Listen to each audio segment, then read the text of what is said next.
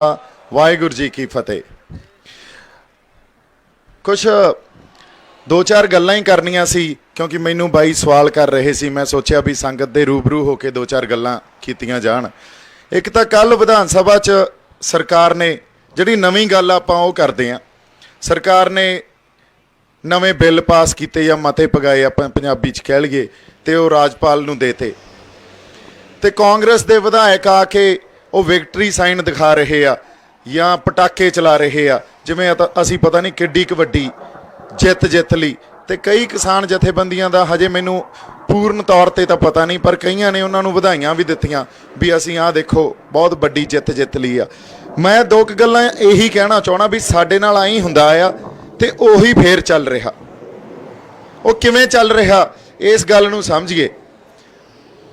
ਜਿਹੜੇ बिल हजे तक मैं पूर्ण तौर पर पढ़े नहीं, वो पढ़ूंगा अज, पर ਜਿਹੜੇ बिल उन्होंने पेश किए ਉਹਦੇ ਚ दो तीन गल्लां भी। एक तो जे MSP तो घट खरीद होगी तो उन्होंने 3 साल की सज़ा दी जाऊगी। हुण MSP देनी है सेंटर ने, पंजाब सरकार कोले तां MSP देण वास्ते या फसलां खरीदण वास्ते कोई फंड ही नहीं हुंदा, कदे कोई प्रोविजन ही नहीं हुंदी इस गल दी। MSP देनी है सेंटर ने, कानून साडे ते सेंटर थोप रहा। कल नूं सेंटर सरकार दे उल्ट जिहड़े कानून पंजाब ने बनाए आ, सेंटर सरकार कहू मेरे कोले तां पैसे ही है नहीं, मैं खरीद नहीं कर सकती तो मेरे कोले MSP की कोई प्रोविजन नहीं है। जे सेंटर सरकार ने फसल ही नहीं खरीदी, जे सेंटर सरकार ने MSP ते सानू जिहड़े फंड पंजाब कोले किसानां कोले वो दिता ही नहीं, तो फिर ये किते ना किते इस गल का बड़ा वड्डा जे असीं असल च गल नूं समझीए तां कॉन्फ्लिक्ट आ सेंटर ते स्टेट का। कॉन्फ्लिक्ट आ मतलब आपस च किते ना किते तालमेल नहीं आ। जे तालमेल नहीं आ तो सेंटर सरकार ने इन्हां कानूनां दे विरुद्ध सुप्रीम कोर्ट च भी जाना। इहदी कॉन्स्टिट्यूशनल या संविधानक मानता किन्नी का इन्हां कानूनां दी उहदे वास्ते। सो कीता की जा रहा साडे नाल असल तौर ते इह कीता जा रहा भी सानू हमेशा ही रियायतां या थोड़ियां बहुतियां सौधां दे के साडे संघर्ष नूं कमज़ोर कर देंदे आ या साडे संघर्ष की दिशा बदल देंदे आ।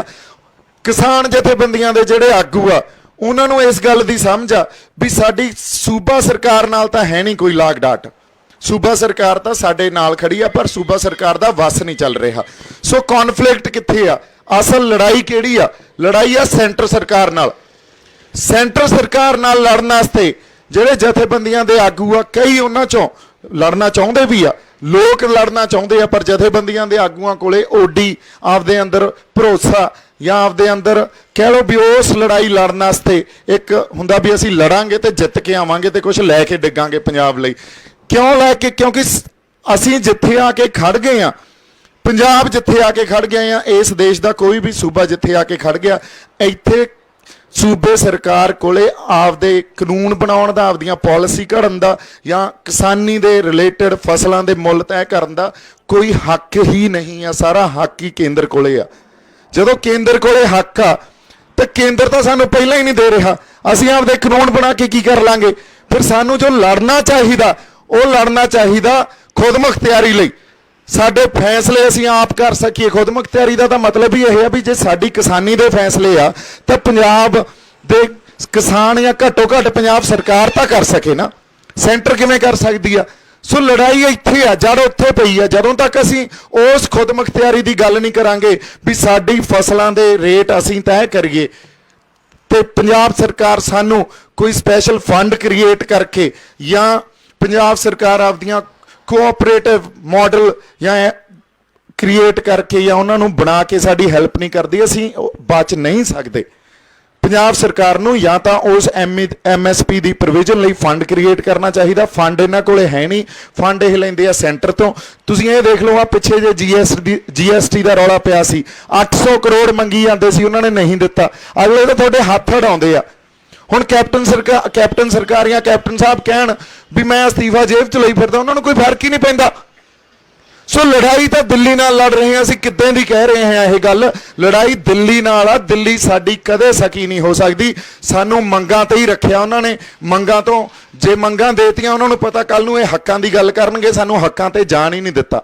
अगली गल जिहड़ी साडी समझण वाली आ, हुण बिल्लां च जिहड़ी प्रोविजन होनी चाहिदी सी, जिहड़ा मंडी बोर्ड कोले पैसा आउंदा सी ਕੋਈ 2-4 ਹਜ਼ਾਰ ਕਰੋੜ ਪੈਸਾ ਆਉਂਦਾ ਸੀ, ਉਹ ਸਾਡੇ ਪਿੰਡਾਂ ਦੀਆਂ ਸੜਕਾਂ ਤੇ ਗਲੀਆਂ ਤੇ ਨਾਲੀਆਂ ਤੇ ਲੱਗਦਾ ਸੀ। ਉਹ ਕਿੱਥੋਂ ਆਊਗਾ? ਇਹਨਾਂ ਬਿੱਲਾਂ 'ਚ ਉਹਦੀ ਕੋਈ ਪ੍ਰੋਵੀਜ਼ਨ ਨਹੀਂ। ਜਦੋਂ ਮੰਡੀਕਰਨ ਨਹੀਂ ਰਿਹਾ, ਉਹ ਪੈਸਾ ਕਿੱਥੋਂ ਆਊਗਾ? ਪੈਸਾ ਉਹ ਸਾਡੀਆਂ ਜੇਬਾਂ 'ਚੋਂ ਹੀ ਜਾਣਾ। ਸਾਡੇ ਜਿਹੜੇ ਟੈਕਸ ਲੱਗ ਰਹੇ ਅੱਜ ਕੱਲ੍ਹ, ਉਹਨਾਂ ਟੈਕਸਾਂ 'ਚ ਵਾਧਾ ਹੋਣਾ, ਜਾਂ ਕੋਈ ਮਲਟੀਪਲ ਟੈਕਸੇਸ਼ਨ ਰਜੀਮ ਇਹਨੂੰ ਕਹਿੰਦੇ ਆ, ਵੀ ਵੱਖਰੇ ਵੱਖਰੇ ਟੈਕਸ ਲਾ ਦਿੱਤੇ ਜਾਣ, ਤੇ ਉਹ ਸਾਡੀਆਂ ਜੇਬਾਂ 'ਚੋਂ ਹੀ ਜਾਣਾ। ਸੋ ਘੁਮਾ ਫਰਾ ਕੇ ਇਹਨਾਂ ਨੇ ਉਹ ਚਾਕੂ ਖਰਬੂਜੇ ਤੇ ਡਿੱਗੇ, ਜਾਂ ਖਰਬੂਜਾ ਚਾਕੂ ਤੇ ਕੱਟਣਾ ਖਰਬੂਜੇ ਨਹੀਂ ਆ, ਕੱਟਣਾ ਅਸੀਂ ਆ। ਜਦੋਂ ਤੱਕ ਅਸੀਂ ਆਪਦੀ ਖੁਦਮੁਖਤਿਆਰੀ ਲਈ ਨਹੀਂ ਲੜਦੇ, ਜਦੋਂ ਤੱਕ, ਹੁਣ ਅੰਗਰੇਜ਼ੀ 'ਚ ਇਹਨੂੰ ਕਹਿੰਦੇ ਆ ਸੈਂਟਰ ਸਟੇਟ ਰਿਲੇਸ਼ਨਸ਼ਿਪ, ਜਦੋਂ ਤੱਕ ਸੈਂਟਰ ਸਟੇਟ ਰਿਲੇਸ਼ਨਸ਼ਿਪ ਨੂੰ ਰੀਡਿਫਾਈਨ ਨਹੀਂ ਕਰਦੇ, ਜੇ ਉਦੋਂ ਤੱਕ ਅਸੀਂ ਕਹੀਏ ਕਿਸਾਨੀ ਦਾ ਭਲਾ ਹੋ ਜੂ, ਜਾਂ ਸਾਡੇ ਆਹ ਪੁਲਿਸ ਵਾਲੇ ਬਾਈ ਬੈਠੇ ਆ ਇੱਥੇ ਇਹਨਾਂ ਦਾ ਭਲਾ ਹੋ ਜੂ, ਜਾਂ ਅਸੀਂ ਕਹੀਏ ਵੀ ਸਾਡੀ ਸਿੱਖਿਆ ਦਾ ਭਲਾ ਹੋ ਜੂ, ਅਸੀਂ ਜੋ ਸਕੂਲਾਂ ਕਾਲਜਾਂ 'ਚ ਪੜ੍ਹਾਉਣੇ ਆ, ਜਾਂ ਪੰਜਾਬ ਕੋਈ ਆਪਦੀ ਪਾਲਿਸੀ ਘੜ ਲੂਗਾ, ਜਾਂ ਸਾਡੇ ਨਸ਼ਿਆਂ 'ਚ ਕੁਝ ਸੋਧ ਹੋ ਜੂਗੀ ਵੀ ਇੱਥੇ ਨਸ਼ੇ ਖਤਮ ਹੋ ਜਾਣਗੇ, ਜਾਂ ਪ੍ਰਵਾਸ ਰੁਕ ਜੂਗਾ, ਜਾਂ ਹੋਰ ਬੇਰੁਜ਼ਗਾਰੀ ਖਤਮ ਹੋ ਜੂਗੀ। ਇਹ ਹੋ ਹੀ ਨਹੀਂ ਸਕਦਾ। ਸੋ ਐਡਾ ਵੱਡਾ ਅੰਦੋਲਨ, ਲੋਕ ਨਾਲ ਖੜੇ ਆ।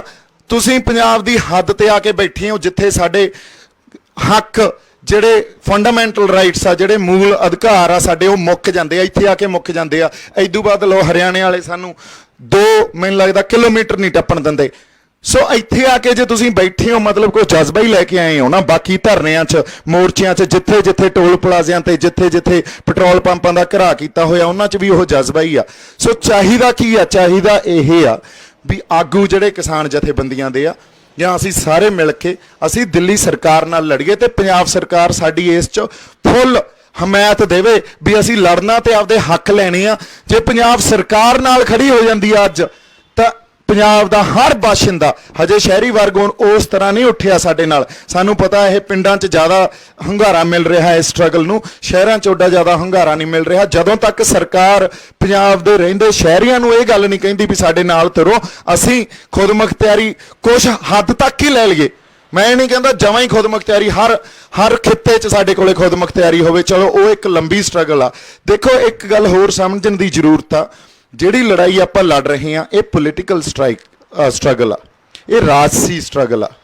ਜੇ ਇਸ ਗੱਲ ਨੂੰ, ਬੇਸਿਕ ਗੱਲ ਨੂੰ ਨਹੀਂ ਸਮਝਦੇ ਵੀ ਇਹ ਰਾਜਸੀ ਸਟਰਗਲ ਆ, ਤਾਂ ਅਸੀਂ ਫਿਰ ਲੜਾਈ ਨੂੰ ਹੀ ਨਹੀਂ ਸਮਝ ਪਾ ਰਹੇ। ਜੇ ਅਸੀਂ ਇਹ ਸਮਝਦੇ ਹਾਂ ਵੀ ਇਹ ਕਿਸਾਨੀ ਦਾ ਮਸਲਾ ਜਾਂ MSP ਤੱਕ ਹੀ ਅਸੀਂ ਲਿਮਿਟਡ ਆ, MSP ਤਾਂ ਸਾਡੇ ਕੋਲੇ ਪਹਿਲਾਂ ਵੀ ਹੁੰਦੀ ਸੀ, ਪਰ ਖੁਦਕੁਸ਼ੀਆਂ ਉਸੇ MSP ਨੇ ਹੀ ਦਿੱਤੀਆਂ ਨਾ, ਕਰਜ਼ੇ ਉਸ MSP ਨੇ ਹੀ ਦਿੱਤੇ ਆ ਨਾ। ਸਾਡਾ ਕਿਸਾਨਾਂ ਦਾ ਜੋ ਅੱਜ ਹਾਲ ਆ, ਪਿੰਡਾਂ 'ਚ ਜਾ ਕੇ ਦੇਖ ਲਈਏ, ਉਸੇ MSP ਨੇ ਹੀ ਸਾਨੂੰ ਦਿੱਤਾ। ਸੋ 73 ਸਾਲਾਂ 'ਚ ਹਜੇ ਤੱਕ ਅਸੀਂ ਕੋਈ ਖੇਤੀਬਾੜੀ ਦਾ ਮਾਡਲ ਜਿਹੜਾ ਕਿਸਾਨਾਂ ਲਈ, ਮਜ਼ਦੂਰਾਂ ਲਈ ਲਾਹੇਵੰਦ ਹੋਵੇ, ਚੰਗਾ ਹੋਵੇ, ਉਹ ਹਜੇ ਲੈ ਹੀ ਨਹੀਂ ਸਕੇ। 73 ਸਾਲ ਹੋ ਗਏ। ਇੱਕ ਪੂਰੀ ਕਿਸਾਨਾਂ ਦੀ ਪੀੜ੍ਹੀ ਖਤਮ ਹੋ ਗਈ ਲੜਦੇ ਲੜਦੇ। ਮੁੜ ਕੇ ਜਿਹੜੇ ਆਗੂ ਆ ਸਾਡੇ ਬੈਠੇ ਜਥੇਬੰਦੀਆਂ ਦੇ, ਕਿਸਾਨ ਜਥੇਬੰਦੀਆਂ ਦੇ, ਇਹ ਲੜਦੇ ਲੜਦੇ ਬਿਰਧ ਹੋ ਗਏ। ਜੇ ਹਜੇ ਵੀ ਅਸੀਂ ਮੰਗਾਂ ਤੇ ਹੀ ਲੜਦੇ ਰਹਾਂਗੇ, ਤਾਂ ਅਗਲੀ ਆਉਣ ਵਾਲੀ ਪੀੜ੍ਹੀ ਨੇ ਵੀ ਬਿਰਧ ਹੋ ਜਾਣਾ, ਤੇ ਅਸੀਂ ਮੰਗਾਂ ਤੇ ਹੀ ਰਹਿਣਾ ਜਾਂ ਰਿਆਇਤਾਂ ਤੇ ਹੀ ਰਹਿਣਾ। ਜਦੋਂ ਤੱਕ ਅਸੀਂ ਆਪਦੇ ਹੱਕਾਂ ਦੀ ਗੱਲ ਨਹੀਂ ਕਰਦੇ, ਜਦੋਂ ਤੱਕ ਪੰਜਾਬ ਸਰਕਾਰ ਇਹ ਗੱਲ ਨਹੀਂ ਸਮਝਦੀ ਵੀ ਸੈਂਟਰ, ਕੱਲ ਕੈਪਟਨ ਸਾਹਿਬ ਨੇ ਇਹ ਗੱਲ ਕਹੀ ਆਪ ਵੀ ਸਾਡੇ ਕੋਲੇ ਤਾਂ ਸਪੇਸ ਹੀ ਹੈ ਨਹੀਂ, ਸਾਡੇ ਕੋਲੇ, ਉਹਨਾਂ ਨੇ ਬਿਆਨ ਦਿੱਤਾ ਇਹ ਇੰਗਲਿਸ਼ ਟ੍ਰਿਬਿਊਨ ਨੂੰ ਜਾਂ ਹਿੰਦੁਸਤਾਨ ਟਾਈਮਜ਼ ਨੂੰ, ਵੀ ਸਾਡੇ ਕੋਲੇ ਤਾਂ ਕੁਛ ਜਗ੍ਹਾ ਹੀ ਹੈ ਨਹੀਂ ਜਿੱਥੇ ਅਸੀਂ ਸੈਂਟਰ ਸਟੇਟ ਰਿਲੇਸ਼ਨਸ਼ਿਪ 'ਚ ਉਹਨੂੰ ਰੀਡਿਫਾਈਨ ਕਰ ਸਕੀਏ, ਜਾਂ ਉਸ ਸੈਂਟਰ ਸਟੇਟ ਰਿਲੇਸ਼ਨਸ਼ਿਪ ਦੇ ਅੰਡਰ ਅਸੀਂ ਕੋਈ ਪੰਜਾਬ ਦੇ ਲਈ ਕੋਈ ਨਵੇਂ ਲਾਅ ਘੜ ਸਕੀਏ। ਤੁਸੀਂ ਦੇਖ ਲਓ, ਕੱਲ ਬਿੱਲ ਪਾਸ ਕੀਤੇ ਆ, ਰਾਜਪਾਲ ਕੋਲੇ ਜਾਣੇ ਆ, ਰਾਜਪਾਲ ਵੀ BJP ਦਾ ਕੰਮ, ਪ੍ਰੈਜ਼ੀਡੈਂਟ ਕੋਲੇ ਜਾਣੇ ਆ, ਉਹ ਵੀ BJP ਦਾ, ਤੇ ਅੱਗੇ BJP ਵਾਲਿਆਂ ਨੇ ਸੈਂਟਰ 'ਚ ਚੈਲੰਜ ਵੀ ਕਰਨਾ। ਸੋ ਸਾਨੂੰ ਰੁੱਖ ਕਿਹੜਾ ਦਿੱਤਾ ਜਾ ਰਿਹਾ? ਜਦੋਂ ਸੰਘਰਸ਼ ਨੂੰ ਕਮਜ਼ੋਰ ਕਰਨਾ ਹੋਵੇ, ਉਦੋਂ ਜਾਂ ਤਾਂ ਕਾਨੂੰਨੀ ਲੜਾਈ ਇੰਨੀ ਧੱਕ ਦਿਓ, ਜਾਂ ਇਹਨਾਂ ਦਾ ਟੀਚਾ ਜਿਹੜਾ ਮਿਥਿਆ ਹੋਇਆ ਉਹ ਤੋਂ ਭਟਕਾ ਦਿਓ। ਅਸੀਂ ਲੱਗੇ ਆ ਹੱਕਾਂ ਨੂੰ ਮੰਗਣ, ਅਸੀਂ ਆ ਬਿੱਲਾਂ ਦੀਆਂ ਸੋਧਾਂ ਤੇ ਰਹਿ ਜਾਾਂਗੇ। ਤੇ ਕਿਸਾਨ ਜਥੇਬੰਦੀਆਂ ਅੱਜ ਬੈਠੀਆਂ, ਕਿਉਂਕਿ ਉਹਨਾਂ ਨੂੰ ਵੀ ਪਤਾ ਵੀ ਸੈਂਟਰ ਨਾਲ ਕਿਵੇਂ ਲੜਾਂਗੇ ਯਾਰ, ਇਹ ਤਾਂ ਲੰਬੀ ਲੜਾਈ ਆ, ਪਰ ਲੜਨਾ ਤਾਂ ਪੈਣਾ ਹੀ ਆ ਨਾ।